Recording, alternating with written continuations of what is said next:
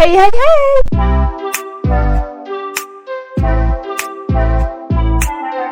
J'espère que vous allez bien, moi ça va méga super giga méga bien. On se retrouve aujourd'hui pour une nouvelle vidéo qui sont mes vidéos préférées à tourner, détestées à monter, mais bon, c'est la vie. C'est les vidéos point lecture. Pourquoi est-ce que j'adore tourner ce genre de vidéos? Parce que ça veut dire que j'ai lu et ça met du baume au cœur et ça me motive pour lire encore plus. Surtout quand je suis dans des périodes un petit peu compliquées, en ce moment c'est les examens, tout ça. Donc du coup, aujourd'hui on se retrouve dans le point lecture du mois d'avril, parce que je ne l'ai toujours pas sorti, je ne l'ai toujours pas tourné, je sais, shame on me. Écoutez, je vous propose qu'on blablate pas plus que ça, j'ai rien d'autre à vous dire, à part qu'il sera pas très chargé, mais ça tombe bien, ça me donne du temps pour vous parler des livres, surtout qu'il y a un coup de cœur. Et je vous propose qu'on y aille tout de suite, c'est parti!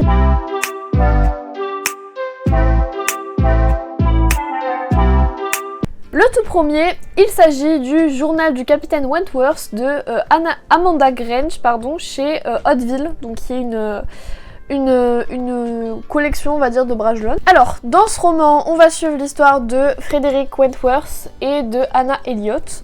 Donc c'est vraiment sous la forme d'un journal, hein. Je vais vous montrer, voilà. Donc vous avez les dates, donc des fois il saute des jours, là vous voyez, il a sauté un jour. Mais c'est vraiment tenu sous la forme d'un petit journal intime qui raconte les journées et les sentiments, les pensées du capitaine Wentworth. Du coup, au début de l'histoire, on va suivre Frederick Wentworth qui décide de revenir dans le village où son frère est prêtre pendant une permission à la marine. Il est dans la marine, mais il est pas du tout dans les hauts gradés, il est dans la base, quoi, la base, on va dire. J'ai plus du tout son grade en tête, je sais même pas s'il a réellement un grade. Soit. Et pendant ce tour dans la société mondaine du village de son frère, en fait, il va rencontrer Anne Elliot, la fille d'un baronnet dont il va tomber éperdument amoureux. Les sentiments seront réciproques, si bien que son frère va lui dire soit tu la fiances, soit tu arrêtes de jouer au con parce que vraiment, tu vas abîmer son image et tout ça. Et donc ils décident de se fiancer, sauf que la marraine de la jeune fille ne veut pas, trouve que ce mec ne lui convient pas du tout et décide de l'en dissuader. Donc ils vont rompre, Anne va rompre les fiançailles et Frédéric va se retrouver le cœur brisé et va décider de rentrer dans la marine pour y faire fortune et se lancer là-dedans. Des années plus tard, il est devenu capitaine, il a amassé une très très grande fortune qui lui permet d'arrêter la marine. Donc il est devenu vraiment un très grand noble au final parce qu'il est capitaine, il est fortuné. Voilà quoi. Et il va revenir dans le village de son frère et il va retrouver Anne et leurs sentiments vont repartir. Et on se demande est-ce que ça va repartir comme en l'an 40 ou alors est-ce qu'ils vont épouser chacun quelqu'un de leur côté. Enfin voilà. Je vais être très honnête, il s'est rien passé. C'était fade. C'était fade au possible. Si vous aimez les relations platoniques, je suis même pas sûre qu'ils se touchent la main. Si vous aimez les relations platoniques au possible, mais lisez ce livre. Il se passe rien, il se passe que dalle.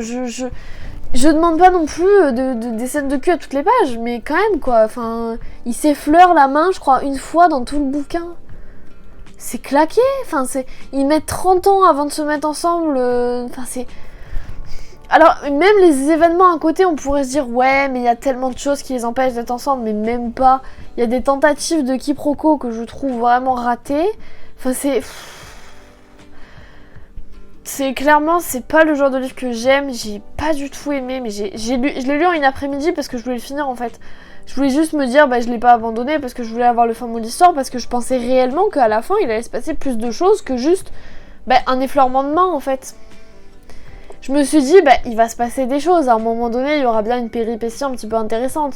Donc j'ai fini le bouquin, mais non, il n'y a jamais de péripétie un tant soit peu intéressante. C'est plat, mais je vous jure, j'ai marqué déception dans mon carnet de lecture, j'ai été déçue.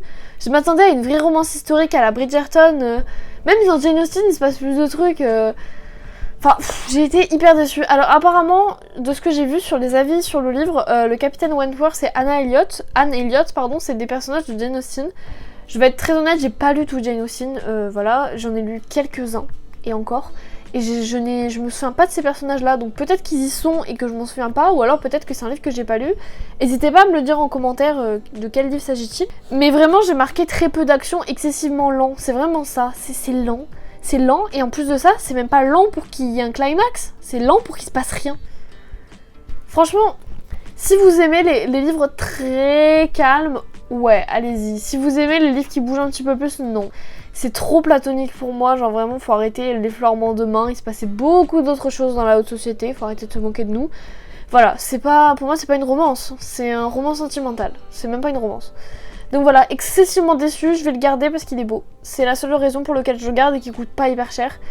Mais voilà, excessivement déçue de ce livre. Le prochain, le coup de cœur, il s'agit de Un pacte avec le roi elfe de Elise Kova chez Big Bang. Je vous avais déjà montré la couverture, mais je la trouve toujours aussi incroyable. Et je vous avais dit qu'elle me faisait penser un petit peu à Hadès et Perséphone, qui est une de mes histoires préférées dans la mythologie. Je trouve, j'aime beaucoup cette histoire. Donc, c'est un univers fantastique dans lequel une guerre entre les elfes et les humains ont lieu. Donc les elfes détiennent la magie et les humains ne l'ont plus. Et depuis, une barrière entre les deux mondes a été créée qui s'appelle l'Orée. Et pour préserver la paix entre elfes et humains, tous les 100 ans, une reine humaine est désignée pour se rendre dans le royaume des elfes et être aux côtés du roi elfe. Elle est désignée par l'Orée. Et donc nous, on va suivre Luella, je sais pas trop comment le prononcer. Elle est guérisseuse à Capton, donc qui est la ville juste à côté de la barrière de l'Orée. Et elle a 19 ans et elle est absolument persuadée de ne pas être la reine humaine, tout simplement parce que les pouvoirs des reines humaines se manifestent bien avant. Et c'est surtout que ça fait 101 ans que le roi, enfin que la dernière reine humaine a été désignée. Et donc 101 ans, c'est dangereux pour le roi elfe, parce que son pouvoir à lui aussi s'estompe étant donné qu'il est lié à la reine humaine. Donc Eldas, donc ce monsieur, qui est le roi elfe, décide de se rendre à Capton pour exiger qu'on lui remette sa reine, quoi, que quelqu'un la cache. Et il va s'avérer que les pouvoirs de Luella ont été contraints, donc on a fait en sorte, je vous dis pas qui c'est parce qu'on le découvre quand même, on est un peu choqués, mais on a fait en sorte que les pouvoirs de Luella ne se manifestent pas, et en fait le roi elfe va le découvrir, et va décider de ramener Luella chez lui pour l'épouser, tout simplement, parce que c'est sa reine. Et donc il y a tout un processus avant le couronnement où elle doit rester enfermée dans le palais. Donc voilà, et donc ce livre va nous conter toute l'histoire jusqu'au couronnement, donc en 2 mois approximativement. Arrivée au pays des elfes, donc Luella a été emmenée par Eldas, donc le roi elfe. Elle découvre un roi glacial et totalement indifférent, et elle est ravie, elle se dit ouais, je vais passer toute ma vie avec lui, ça va être rigolo. Or, elle va se rendre compte, Luella, qu'il y a peut-être une solution pour briser le cycle des reines humaines, en fait, qui a été établi par l'Orée elle-même, par la magie elle-même, donc même le roi elfe, en fait, ne peut rien faire. Et elle va proposer un marché à Eldas. Si elle parvient à briser ce qui relie la reine humaine au roi elfe, eh bien, elle aura le droit de retourner à Capton et ils ne se reparleront certainement plus jamais, chacun vivra de son côté. Parce qu'il faut savoir que c'est la reine humaine qui fait vivre la magie, en fait, au pays des elfes. Et que sans reine humaine, tout dépérit, c'est l'hiver constant, c'est la neige, la végétation est quasiment morte. Et donc on va suivre l'histoire qui va se développer entre les deux personnages, entre trahison, entre histoire politique, complot, entre les tentatives de Luella pour comprendre qu'est-ce qui relie la reine humaine au roi elfe et comment est-ce qu'on pourrait briser ce maléfice. On en apprend aussi également beaucoup sur l'univers grâce à des petites incursions des journaux des anciennes reines que j'ai trouvé hyper sympa parce que du coup on apprend plein de choses sur l'univers sans forcément que ce soit lourd en fait dans le livre. Comme vous l'aurez compris, c'est un coup de cœur, j'ai adoré, mais c'était un page turner. Alors j'étais dans une période où j'ai révisé beaucoup parce que j'avais pas mal d'examens, tout ça, donc voilà. Mais j'ai surkiffé, c'était trop bien. Leur relation, elle est toute mignonne. Je crois que vous en avez déjà parlé dans le vlog, et je vais un petit peu plus m'étaler, là pour le coup. C'est un livre où il y a très peu de personnages secondaires. Il y en a peut-être une dizaine à tout péter, et il y en a qui sont très secondaires, et d'autres très proches des personnages principaux. Et en fait, ce qui permet de faire une psychologie à tous ces personnages. Les personnages les plus présents dans le livre, il doit y en avoir 4-5 de secondaires, de vraiment très présents, je veux dire.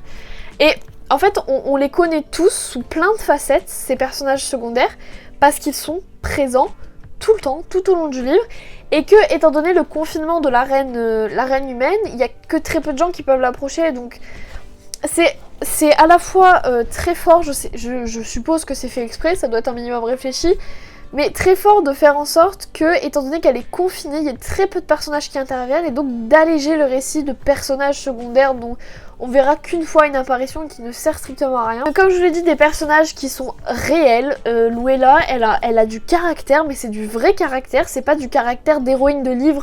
Genre, j'ai du caractère alors qu'elle est juste casse-couille. Et qu'elle n'assume pas d'être chiante en plus de ça. Et que l'auteur n'assume pas de l'avoir fait chiante. Luella, en fait, elle répond à Eldas, mais pour lui faire comprendre les choses. Elle lui balance à la gueule des trucs, mais pour lui dire, mais regarde comme t'es con. J'ai mis, voilà, une héroïne plus vraie que nature, c'est-à-dire que vraiment, elle pourrait tout à fait, mais je la vois tout à fait exister dans notre monde et totalement être crédible dans son sarcasme, dans ses répliques, parce qu'elle le fait pas pour être méchante et pour aller contre. Il y a même des fois où elle est touchée par ce qu'il lui dit, où elle dit mais c'est la seule manière de le faire réagir parce que personne lui a tenu tête et il faut lui faire comprendre qu'il agit pas comme il faut quoi. Et leur relation se développe aussi de manière excessivement naturelle parce que ça va petit à petit et en même temps, si vous regardez le vlog du mois de mai, je vais pousser aussi mon petit coup de gueule sur la carte des confins, mais les situations sont pas les mêmes. La carte des confins, c'est pas la même chose, ils se rapprochent aussi vite, mais je trouve pas ça artificiel pour autant. Là, ils se rapprochent lentement, mais c'est naturel aussi. C'est 2 poids 2 mesures que je réexpliquerai quand je présenterai la carte des confins, je pense.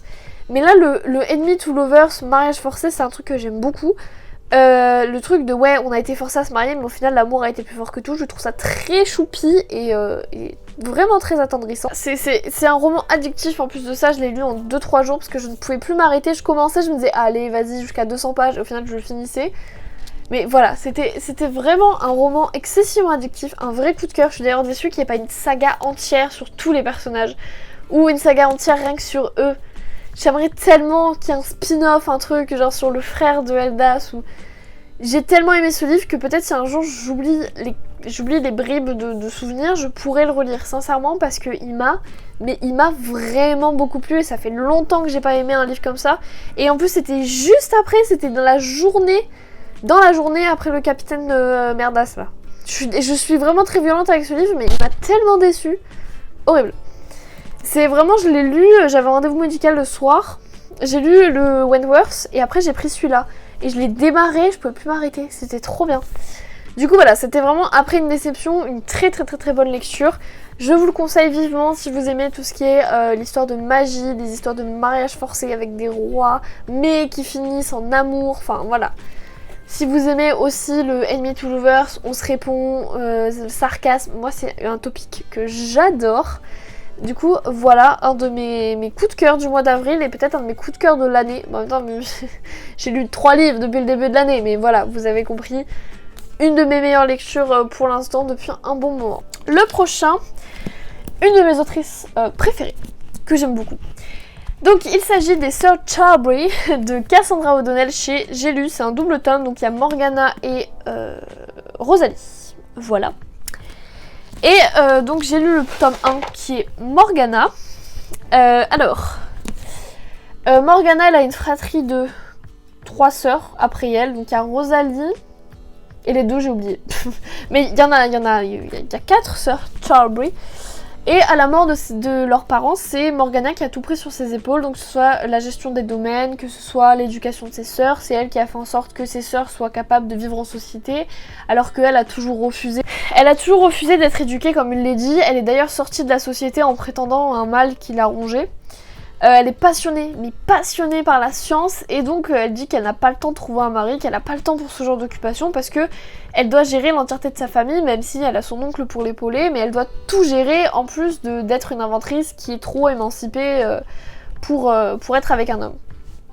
Et alors que sa sœur doit faire son entrée à Londres, donc dans la société, elle est décidée à l'accompagner, sauf que sa sœur a décidé d'envoyer un manuscrit, parce qu'elle écrit, à Malcolm Greenwald, donc qui est le mec en vogue qui se tape 5000 nanas, le mec en vogue dans la bonne société. Et le problème est qu'il ne sait pas que Rosalie est une jeune fille. Dès leur arrivée chez leur tante Agatha à Londres, elles vont aller le voir et Morgana va s'illustrer par son langage fleuri et ses bonnes manières rangées dans ses chaussettes. Et elle va attirer l'attention du noble le plus coté, on va dire, de toute la société londonienne, qui est Malcolm Greenwald. Et va alors se lancer entre eux une joute verbale, mais qui était mais à mourir de rire. Je me suis tapé des barres devant ce livre vraiment. Parce que Morgana, elle passe sa langue dans sa poche et Grindelwald non plus, donc c'était vraiment drôle. Et en plus de cette joute verbale, vous devez vous en douter, va se lancer avec un jeu de séduction aussi dangereux que savoureux. Parce que Morgana, elle ne veut pas de mari, même si elle n'est pas vraiment hyper intégrée dans la bonne société, Malcolm c'est pas non plus un enfant de cœur avec qui il faut traîner forcément. Et donc du coup, ce jeu de séduction va devenir excessivement dangereux, je ne vous dis pas comment ça finit.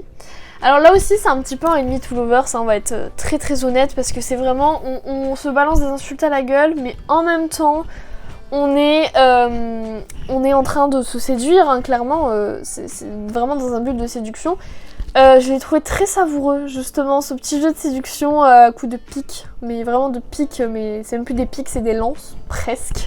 Une relation à la fois excessivement douce parce que ils sont pas non plus en train de ne pas se respecter l'un l'autre, mais très pimentée par notamment ce jeu de séduction à coup de pique. Il y a une chose qui m'a juste saoulée, c'est Morgana et sa façon de penser. Je veux bien qu'elle n'ait pas été élevée dans la société mondaine, mais des fois elle est tellement têtue alors qu'on lui explique par A plus B que ce qu'on dit c'est logique et que ça va vraiment bien se passer, elle ne veut rien entendre. C'est insupportable. C'est vraiment, il y a des fois je me suis dit mais arrête quoi, tais-toi et écoute ce qu'on a à te dire. Ça te fera le plus grand bien ma fille. C'était chiant, c'était vraiment chiant ce côté-là d'elle où elle disait mais non. Mais si, tu te tais, t'écoutes. C'était vraiment lassant, mais soit. Mais voilà, j'ai quand même, malgré ce petit aspect que je n'aimais pas trop chez Morgana, le truc de oh mais moi je sais que j'ai raison parce que je suis scientifique, parce que je suis une femme émancipée. C'est pas parce que t'es une femme indépendante que tu sais mieux que tout le monde. Et des fois elle avait un petit peu ce côté, moi je sais. Non, chut, tu te tais maintenant, ça suffit. Mais voilà, sinon vraiment une héroïne très complète, un héros très complet. Et pareil, il n'y a pas énormément de personnages principaux qui gravitent autour d'eux, il y en a quand même pas mal, mais les plus importants sont développés et ont réellement une personnalité. L'écriture de Cassandra O'Donnell, c'est une française, une autrice française. J'ai toujours aimé son écriture simple, un style simple, mais qui reste quand même... étant donné que ça vient c'est une romance qui se situe au 19e siècle, qui reste quand même un minimum travaillé. Mais c'est facile à comprendre, ça se lit comme ça quoi, donc c'est vraiment hyper agréable. C'est pas un coup de cœur, mais c'est une très bonne lecture et j'aimerais beaucoup lire le tome 2. Je vous fais l'outro comme ça, parce que j'ai plus de place sur mon téléphone, donc je me dépêche. J'espère que cette vidéo vous aura plu, moi c'était très drôle à tourner. Je vous dis à très bientôt, passez de très bons moments et de très bonnes lectures, et moi je vous fais plein de bisous. Ciao!